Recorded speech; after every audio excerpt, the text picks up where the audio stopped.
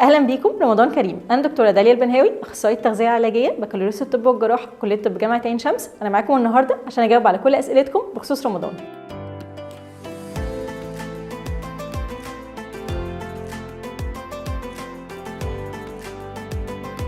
نكسر صيامنا على ايه في رمضان؟ مهم ان احنا نكسر صيامنا على حاجه ما تعليش السكر في الدم قوي وفي نفس الوقت تدينا طاقه. زي ايه؟ زي التمر. بناخد من 1 ل3 تمرات، ما بنفضلش نزيد عن العدد ده، جنبه كوبايه ميه او كوبايه لبن او شوربه. ما بنحبش ناخد عصير خالص. وبعد كده نستنى ربع ساعه يا دوبك على بال ما نقوم نبتدي نتوضى ونصلي ونبتدي ندخل في الاكل. الطبق بتاعنا بنقسمه نصين، نص فيه سلطه مينلي او خضار، النص التاني بنقسمه ربع بروتين وربع نشويات.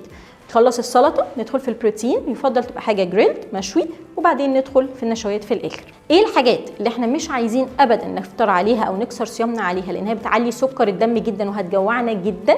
العصاير، الخشاف، او اي حلويات من حلويات رمضان.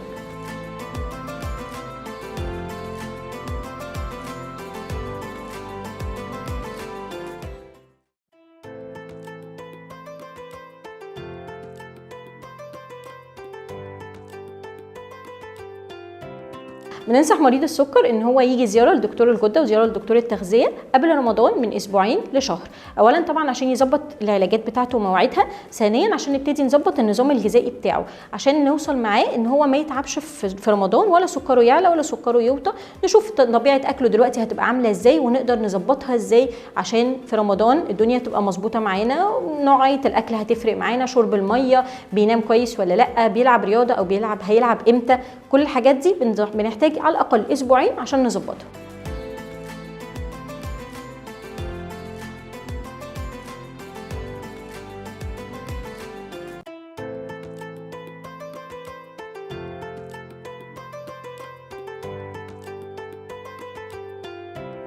توقيت ممارسه الرياضه في رمضان بيعتمد على نوعيه الرياضه اللي انا متعوده ان انا اعملها. انا لو متعوده ان انا بعمل تمارين مقاومه فبحب دايما اعمل التمارين دي بعد الفطار بساعتين، افطر اكسر صيامي وبعد كده اروح العب الرياضه بعدها بساعتين، وبعد كده اخد البوست ورك اوت سناك بتاعتي او الفطار بقى بتاعي لو ما كنتش فطرت. اما لو انا مش متعوده ان انا اعمل رياضه او بعمل كارديو بس، فهعمل امتى التمارين دي؟ قبل الفطار مباشره، خلال الساعه اللي قبل الفطار، عشان اخلص الفطار اخلص الرياضه بتاعتي وادخل على الفطار على طول. اما بالنسبه للتوصيات بتاعتنا، احنا عايزين نمارس رياضه قد ايه في الاسبوع؟ فاحنا المفروض نمارس من 200 ل 300 دقيقه كارديو. عايزه انهج وانا بلعب رياضه عشان جسمي يستفيد منها.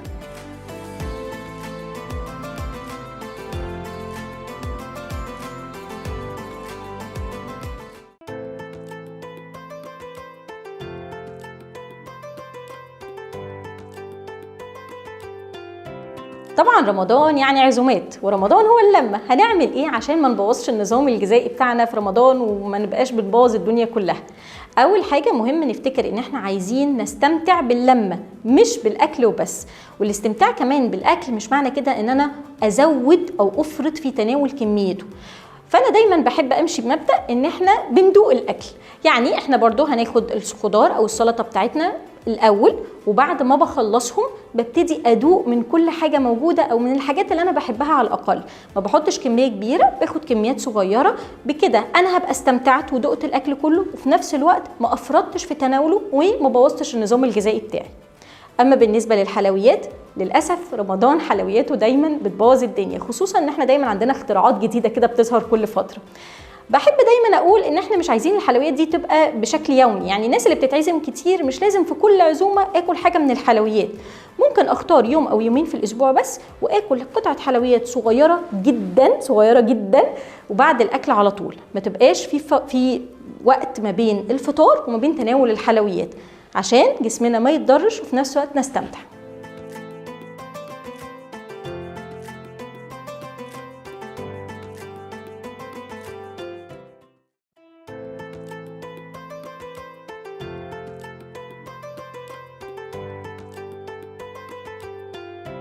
مشكلتنا الأساسية بناكل من هنا ونحس ان احنا مش قادرين نقوم من مكاننا. ازاي نقدر نتجنب ده؟ او الاول ليه ده بيحصل؟ ده بيحصل عشان احنا بندخل على الاكل اول ما المغرب بيقدم، احنا بندخل على الاكل بوشنا خلاص، احنا ما بنتفهمش. وده بيؤدي ان طبعا السكر بيعلى في ثانيه بعد عدد صيام ساعات طويل جدا. السكر بيعلى جدا فالجسم بيتخض، الجسم ما بيعرفش ايه اللي حصل له.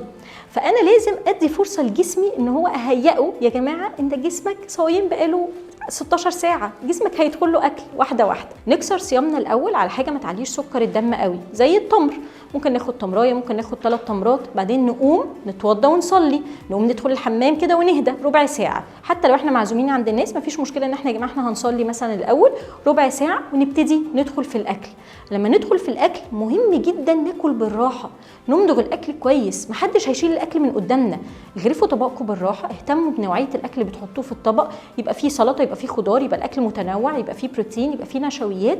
وبعد كده ابتدي اكل بالراحه وامضغ الاكل كويس واستمتع بالاكل. كل دي حاجات لما نعملها اولا هنشبع، يعني هناخد وقتنا ان احنا نشبع براحتنا. ثانيا مش هنحس ابدا بتخمه بعد الاكل. بلاش ندخل ان احنا ناكل بقى عصير ونشرب حاجات مسكره جدا، اصلا انا كنت حاسه انا مهبط. كل الحاجات دي هتخلي للاسف ان انا بعد الاكل هحس بتخمه. النقطة التانية، نوعية الأكل مهمة قوي. لو الأكل دسم وتقيل غالبا هتحس دايما ان انت مهبط بعد الفطار، فاختار نوعية أكلك صح.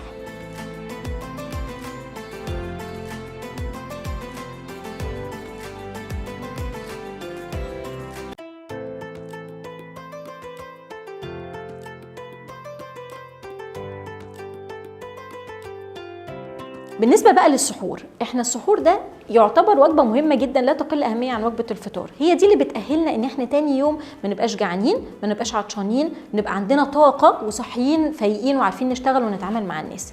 ازاي نعمل ده؟ بالأكل.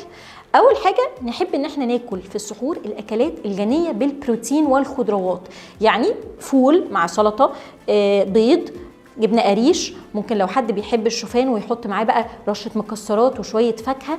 وجبات متكامله ومليانه بروتين ومشبعه.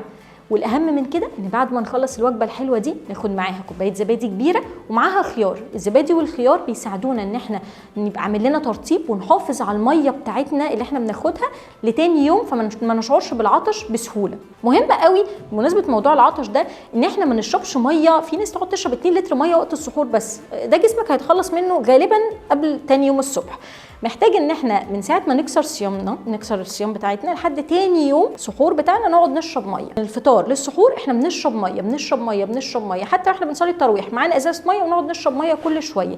قسم شرب الميه بتاعك. الاكلات اللي لازم نتجنبها وقت السحور في رمضان هي المقليات، الاكلات الدسمه، الاكلات المسكره قوي، يعني برضو الخشاف والحلويات والحاجات بقى زي البيتزا والبرجر والفرايد تشيكن والكلام ده كله، السمبوسك، اي حاجه مقليه، جبنه الرومي، كل الكلام ده، المخلل، حاولوا تقللوا منه قدر الامكان عشان الحاجات دي هتجوعكم وهتعطشكم جدا تاني يوم.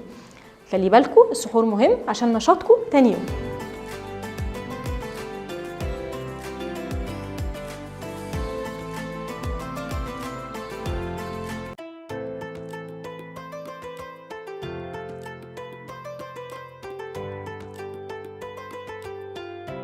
طبعا احسن مشروب يتشرب في رمضان او في غير رمضان هو الميه. غير الميه بقى لو بنشرب اي اعشاب بس من غير سكر مفيش مشكله فيها. لو بنشرب مشروبات فيها كافيين ما عنديش مشكله، بس نحاول ما نزودش اكتر من كوبايتين في اليوم، شاي والقهوه والنسكافيه والكلام ده كله. طبعا النسكافيه تجنبوا الحاجات اللي فيها كريمر 3 في 1 و2 في 1. خلوا النسكافيه عادي بلاك ونحط عليه احنا اللبن والسكر بتاعنا، طالما ما بناخدش اكتر من 2 ل 4 معالق سكر في اليوم. اما بقى بالنسبه للعصاير، فالعصاير دي يعني أسوأ حاجة ممكن تتشرب. أولا عصاير رمضان بتبقى مليانة سكر، فالسكر ده بيعلي السكر في الدم جدا، هيخلينا مصدعين، هيخلينا جعانين بعدها، مش بناخد من وراهم أي قيمة غذائية. أما لو هناخد عصير فريش فمفيش مشكلة منه لو أخدناه، بس يكون من غير سكر مضاف، اوكي، وفي نفس الوقت هناخده كميه صغيره، كوبايه صغيره بعد الاكل مباشره ومش كل يوم. ولو اني افضل دايما ان الفاكهه تتاكل ما تتشربش، لان انا عشان اعمل كوبايه عصير صغيره هعصر 5 ثمرات فاكهه 6 ثمرات فاكهه، وانا في اليوم كله مش احتياجي ما بيزيدش عن 4 ثمرات، فاحنا خدنا كمان سكر زياده كتير. كلوا الفاكهه، استفيدوا من اليافها احسن ما تشربوها عصير.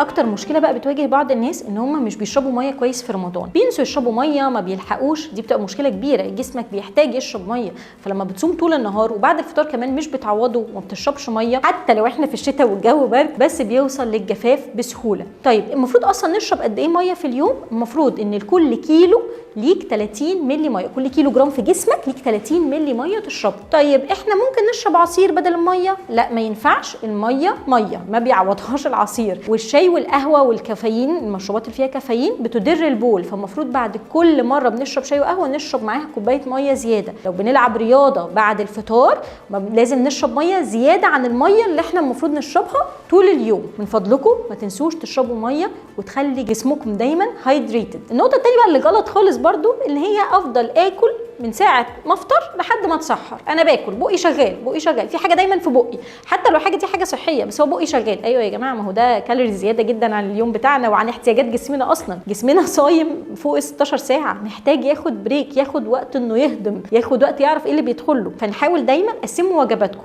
اكسروا صيامكم، افطروا، بعدين اللي عايز ياخد سناك بعد ساعتين 3 من الفطار اوكي، مش عايز مفيش مشكله، وبعدين نتسحر. بس نحاول ان احنا ولا ناكل طول النهار ولا نقطع الاكل خالص ونخليه في وجبه واحده في اليوم.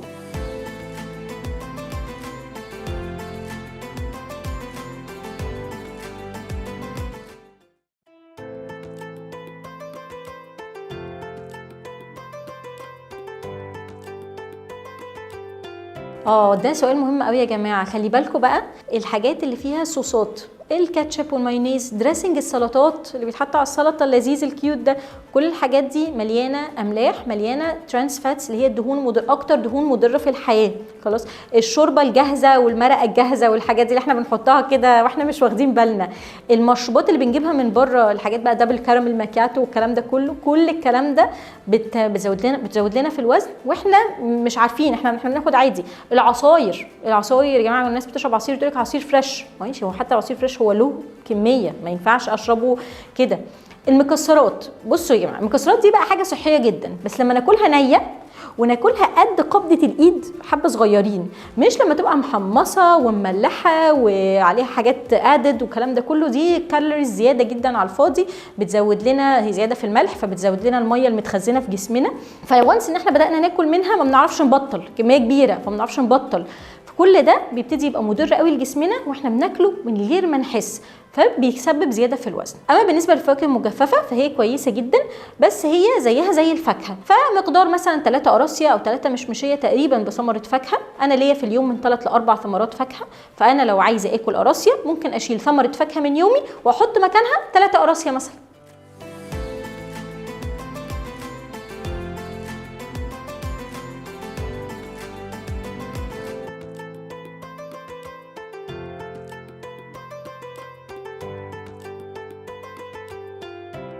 اول حاجه مهم جدا نهتم بشرب الميه، نشرب ميه كتير على الاقل 3 لتر في اليوم. نلعب رياضه، عايزين نلعب من 200 ل 300 دقيقه رياضه في الاسبوع. مهم جدا ان احنا ناكل بالراحه، نمضغ الاكل كويس، نستمتع جدا بالاكل اللي بناكله. نحاول نقلل من الحلويات والحاجات المشروبات، الحاجات المسكره قدر الامكان، نخليها مره مرتين بس في الاسبوع كفايه جدا. لما نيجي ناكل نكسر صيامنا على تمر ونستنى شويه قبل ما ندخل في الاكل، ننوع اكلنا وناكل باتزان وتوازن، ناكل كل عناصر الاكل، السلطه، الخضار، البروتين. اهم حاجه نهتم بصحتنا ونهتم بنومنا في رمضان.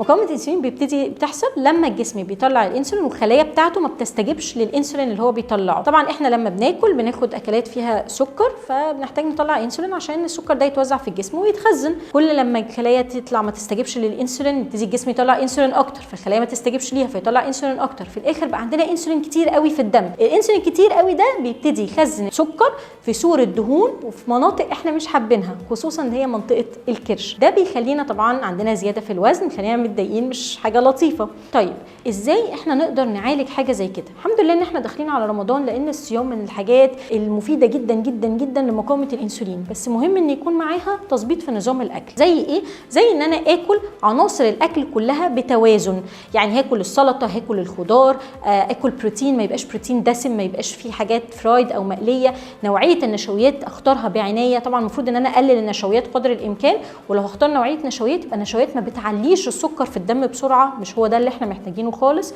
مهم جدا جدا جدا نقلل ونبعد عن الحلويات قدر الامكان. نلعب رياضه كويس، انا عايزه العب رياضه من 200 ل 300 دقيقه، واقسمهم ما بين ان هو يبقى فيهم كارديو وتمارين مقاومه، وكمان ما ننساش نشرب ميه كويس.